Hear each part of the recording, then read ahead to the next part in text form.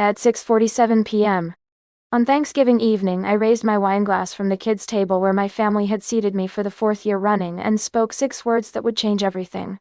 I just sold my company today. The silence that followed lasted exactly 9 seconds before my cousin Jake's phone lit up with a Google search, followed by my aunt's phone, then my uncle's, then everyone else's as they frantically tried to verify whether their family disappointment had just claimed to be worth $23 million. Where are you watching from right now? If you've ever been treated like a child by people who refuse to see your adult achievements, this story's about the moment when assumptions meet reality at maximum volume. My name is Amanda Parker. I'm 31 years old, and I've spent 5 years building a cybersecurity company while my family continued to treat me like the college dropout who moved back home after failing at her first startup. What they didn't know was that failure had taught me exactly what I needed to know to build something they couldn't ignore.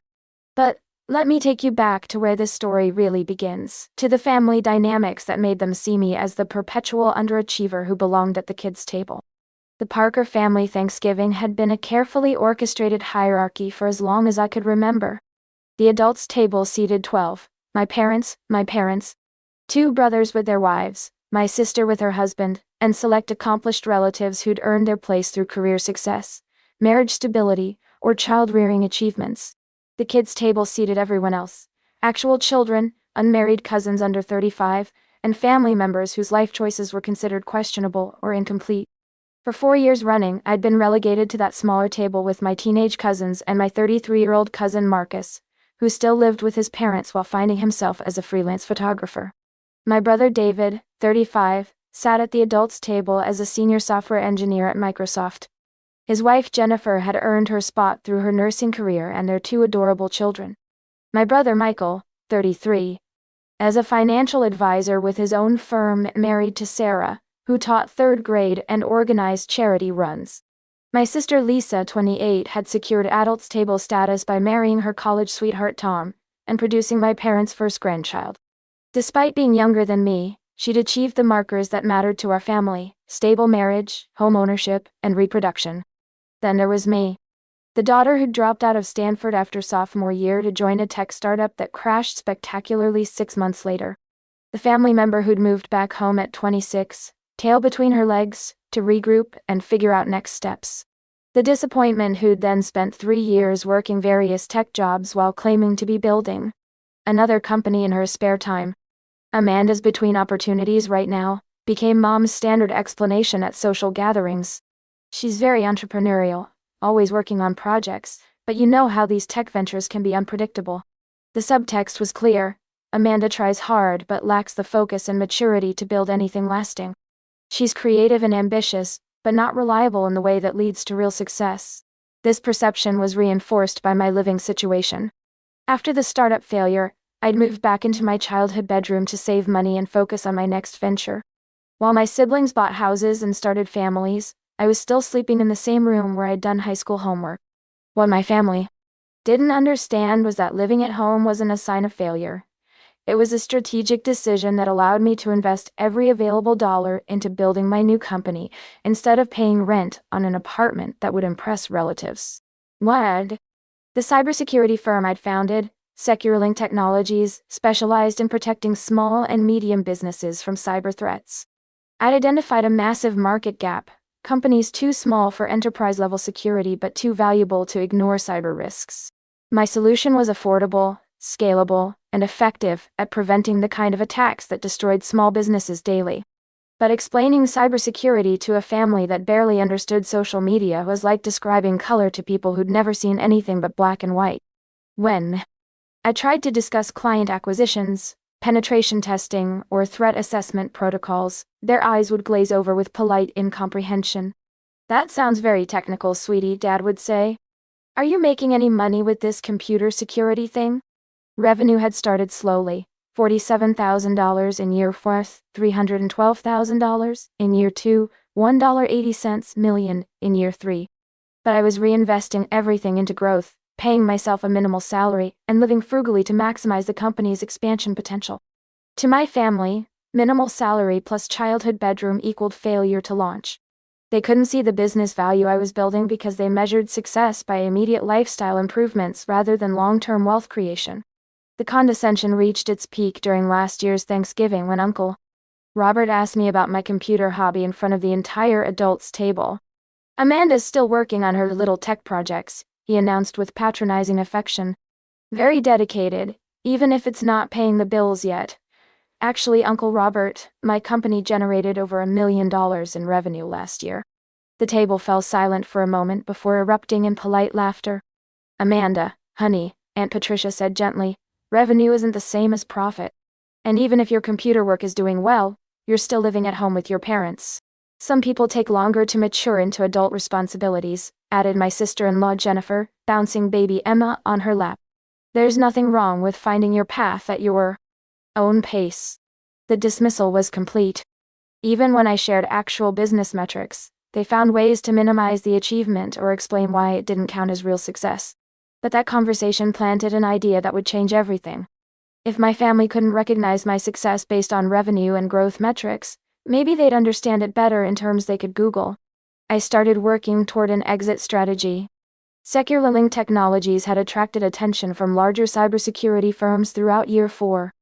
Our client base had grown to over 400 businesses, our monthly recurring revenue had hit $290,000, and our threat detection algorithms had prevented over 1,200 attempted cyber attacks.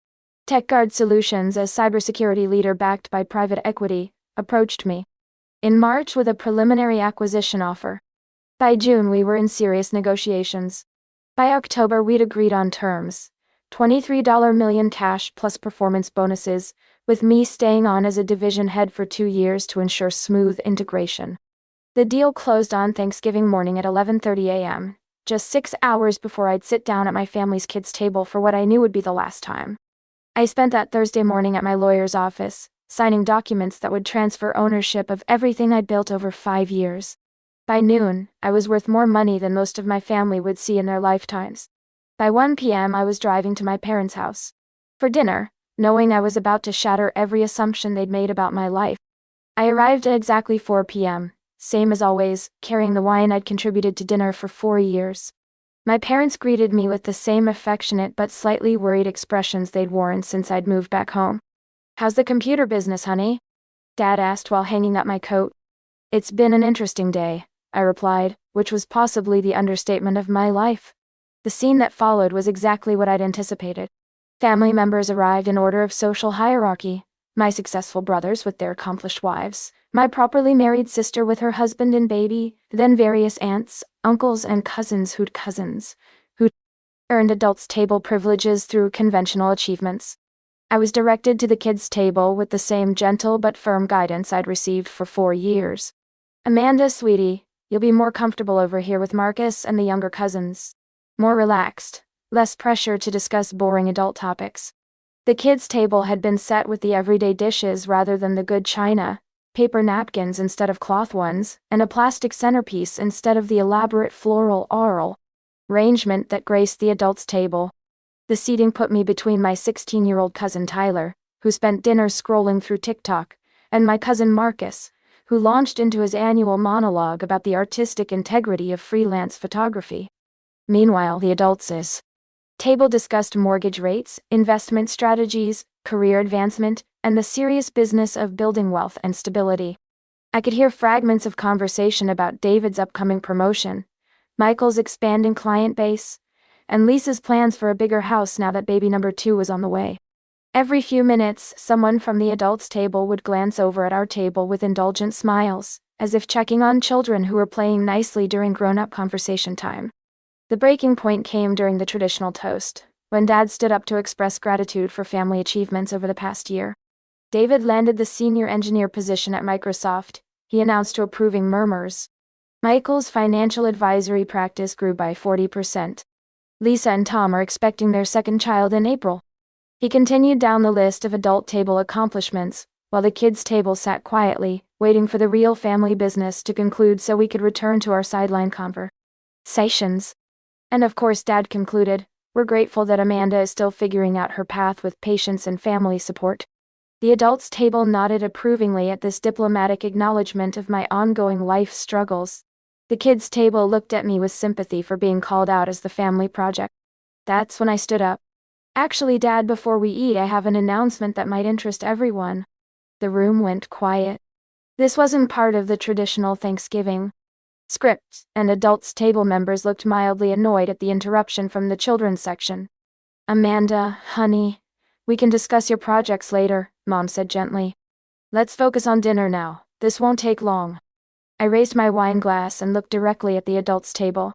I wanted to let everyone know that I just sold my company today. The silence that followed was immediate and complete. No clinking silverware, no baby sounds, no whispered side conversations.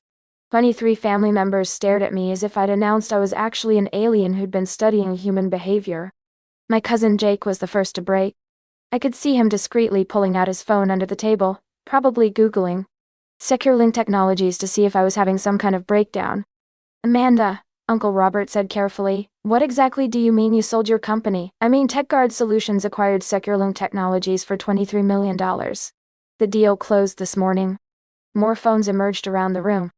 I could see the adults' table frantically searching for information that would either confirm or debunk my claim. $23 million? David's wife, Jennifer, repeated, her voice climbing several octaves. That's the cash portion, yes. Plus performance bonuses over the next 2 years if the division meets growth targets. My Aunt Patricia found the TechGuard press release first. Oh my God, she said, staring at her phone screen. It's real. It's actually real. She read aloud from the announcement. TechGuard Solutions announced today the acquisition of SecureLink Technologies, a leading provider of cybersecurity solutions for small and medium businesses. The transaction, valued at $23 million, expands TechGuard's market presence and brings proven expertise in threat detection and prevention. The room erupted in chaos. Multiple conversations started simultaneously, as family members tried to process information that completely contradicted everything they thought they knew about me. Amanda founded SecureLink? Michael asked, looking between his phone and me as if trying to reconcile conflicting evidence. 5 years ago. The same computer hobby Uncle Robert has been asking about at family dinners. Uncle Robert's face had gone bright red. $23 million? Are you serious? Dead serious. Would you like to see the closing documents? I pulled out my phone and showed them the digital signature confirmation from my lawyer's office, time-stamped 11:47 a.m. that morning. Lisa, my younger sister who'd been treating me like a wayward child for 4 years, stared at the screen in shock. Amanda, why didn't you tell us how successful your company was? I tried to. Last year when I mentioned generating over $1 million in revenue, you all laughed and explained that revenue isn't profit. This year I decided to wait until I had something you couldn't explain away. The adults' table looked collectively mortified as they realized how dismissive they'd been of what was apparently a major business success. But you live at home, Sarah pointed out, as if this fact somehow negated the acquisition announcement. I lived at home to minimize expenses and maximize business investment. Every dollar I didn't spend on rent went into growing the company. Turns out that was a pretty good financial strategy. Dad had been quiet throughout the entire exchange, staring at his phone as he read through multiple news articles about the acquisition. Finally, he looked up at me with an expression I'd never seen before, a mixture of pride, amazement, and what looked like shame. Amanda, sweetheart, I had no idea. We had no idea. Why didn't you help us understand what you were building? Dad, I tried to explain cybersecurity, client acquisition, threat assessment, revenue growth. But every time I brought up business metrics, someone would change the subject or explain why it didn't count as real success because I was still living at home. Mom had started crying quietly. Honey, we thought we were being supportive by not pressuring you about your career timeline. You were supportive in some ways. But you were also condescending in ways that made it clear you didn't take my work seriously. My brother David, who'd been reading through SecureLink's client testimonials, looked up with genuine amazement. Amanda, you have over 400 business clients? I had no idea small business cybersecurity was such a big market. It's a massive market that most people don't understand because they think cybersecurity is only relevant for big corporations. Small businesses get attacked constantly, but they can't afford enterprise-level protection. That's the problem I solved. Michael, the financial advisor, was studying the acquisition announcement with professional interest. $23 million for a 5-year-old company is an incredible multiple. What was your annual revenue? 3.7 million this year with 91% recurring revenue and 38% profit margins. He whistled softly. Amanda, those are phenomenal metrics for any business, especially a tech company. How did you achieve such high client retention? For the first time in 5 years, my family was asking serious questions about my business rather than making assumptions about my life choices. The conversation that followed was the most respectful and engaged discussion we'd ever had about my career. But the moment that defined the evening came when 16-year-old cousin Tyler, who'd been quietly Googling throughout dinner, looked up from his phone with wide eyes. Cousin Amanda, according to Forbes, you're now worth more than everyone at this table combined. The adults' table went quiet again as that mathematical reality sank in. The family disappointment they'd seated with the children was now the most financially successful person in the room, by a substantial margin. Uncle Robert cleared his throat awkwardly. Amanda, I owe you an apology. I've been calling your work a hobby for years when you were apparently building something extraordinary. Uncle Robert, you apologized based on the information you had. The problem was that you weren't interested in getting better information. Aunt Patricia nodded shamefully. We should have asked more questions about your business instead of assuming we understood what you were doing. The assumption that hurt most wasn't about my business, I said. It was the assumption that because I lived at home and didn't follow traditional markers of success, I must not be succeeding at anything important. I looked around the table at faces that were now paying attention in ways they never had before. Success doesn't always look like what you expect. Sometimes it looks like someone who lives frugally while building something valuable. Sometimes it looks like someone who prioritizes long-term wealth creation over short-term lifestyle improvements. Dad stood up and raised his glass again. I'd like to make a proper toast to my daughter Amanda, who built a company worth $23 million while we were too blind to see what she was accomplishing. The toast that followed was different from any family gathering I'd experienced. Instead of polite acknowledgement of my projects, I received genuine congratulations from people who finally understood what I'd been working toward. But the most meaningful moment came when the evening wound down, and family started heading home. As I helped clear dishes, Mom pulled me aside for a private conversation. Amanda, I need to ask you something, and I want you to be completely honest. What is it, Mom? Are you angry with us? For not understanding, for treating you like you were still figuring things out, for putting you at the kids' table? I considered the question carefully. I'm not angry, Mom. But I am disappointed that my own family was so convinced they knew who I was that they never bothered to learn who I actually am. What can we do differently going forward? Ask questions instead of making assumptions. Show interest in what I'm actually working on instead of dismissing it as technical stuff you don't understand. And maybe recognize that success can take different forms than the ones you're familiar with. She hugged me tightly. I'm so proud of what you've built, sweetheart. And I'm sorry it took a $23 million announcement for us to see it. 6 months later, I used part of my acquisition proceeds to buy a house 3 blocks from my parents, close enough for regular family dinners, far enough for complete independence. The guest bedroom became my new home office, where I started my next company with lessons learned from 5 years of being underestimated. More importantly, family gatherings changed fundamentally. Instead of hierarchy based on conventional achievement markers, conversations became more curious and inclusive. Instead of assuming they understood everyone's situation, family members started asking questions and showing genuine interest in each other's pursuits. The kids' table still exists, but now it's actually for children rather than adults who don't fit traditional success categories. If you're still watching at this point, drop Googled in the comments so I know who understood why documentation matters when people doubt your achievements. The lesson I learned from being underestimated by my own family wasn't about proving people wrong or achieving vindication through financial success. It was about the difference between seeking validation and demanding respect through undeniable results. For years I'd wanted my family to understand and appreciate what I was building. I'd tried to explain my business, share my progress, and help them see the value in what might have looked like an unconventional path. But understanding requires curiosity and respect requires achievement that speaks for itself. My family couldn't understand cybersecurity because they weren't curious enough to ask meaningful questions. They couldn't respect my choices because I hadn't yet achieved something they couldn't dismiss or minimize. The 6 words that changed everything, "I just sold my company today," weren't magic. They were the inevitable result of 5 years of focused work toward a goal that finally produced results too big to ignore.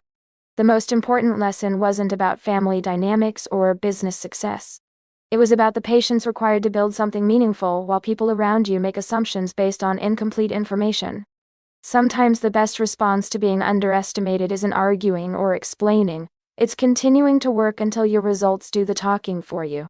Success doesn't require anyone else's permission or understanding. But it does require the discipline to keep building even when the people closest to you can't see what you're creating. Tell me about a time when your family underestimated what you were capable of achieving. How long did it take them to recognize what you'd built? What would you say to someone who's still working toward that moment of recognition?